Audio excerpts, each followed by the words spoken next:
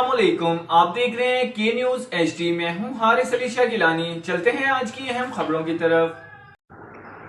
رخ کریں گے چیچا وطنی کا۔ تھانہ صدر کے نواحی گاؤں 36/12L میں سینئر صحافی یاسر افضال مغل پر 8 مسلح افراد کا قاتلانہ حملہ۔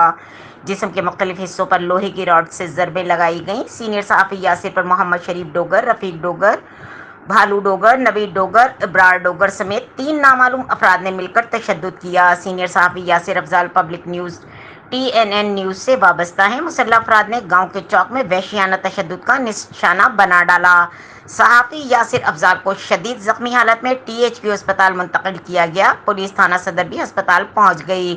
مقامی نجی ٹی وی کے رپورٹر پر وحشیانہ تشدد پر صحافی تنظیم سراپا احتجاج۔ DPO ساہیوال واقعے میں ملوث ملزمان کی فوری گرفتاری کو یقینی بنائیں، صحافی تنظیموں کا مطالبہ۔